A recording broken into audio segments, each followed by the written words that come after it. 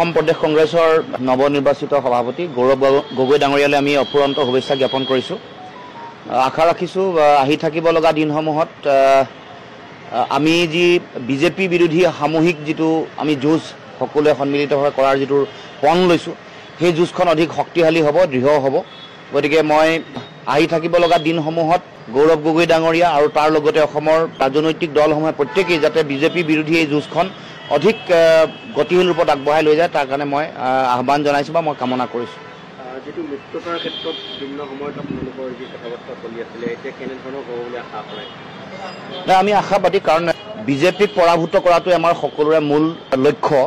গতিকে এই লক্ষ্যত আগবাঢ়ি যাওঁতে আমি বিৰোধী ৰাজনৈতিক শক্তিসমূহে আমাৰ যিটো মূল দায়িত্ব, জনগণৰ যিটো আশা আকাংক্ষা আছে তাক প্ৰতিফলিত কৰি বিজেপিক পৰাভূত কৰিবৰ কাৰণে, বিৰোধীৰ ভোট বিভাজন নহ'বৰ কাৰণে নিশ্চিতভাৱে আমি সকলোৱে দায়িত্ব পালন কৰিব লাগিব। মই আশাবাদী যে গৌৰৱ গগৈ ডাঙৰীয়াৰ নেতৃত্বত এই কথা বতৰাবোৰ অধিক বস্তুনিষ্ঠভাৱে বিশ্লেষণ কৰিব।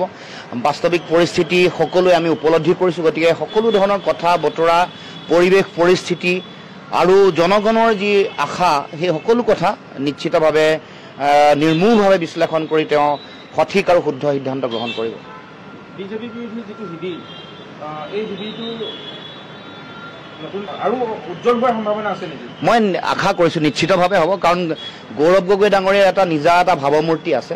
লোকসভাৰ মজিয়াত উপদলপতি হিচাপে তেওঁ দি পাৰদৰ্শিতা দেখুৱাইছে। সেইটোৱে অসমৰ মানুহৰ মাজত এটা বহু দিনৰ আগৰ পৰা এটা আশাৰ ৰেঙনি জগাইছিলে।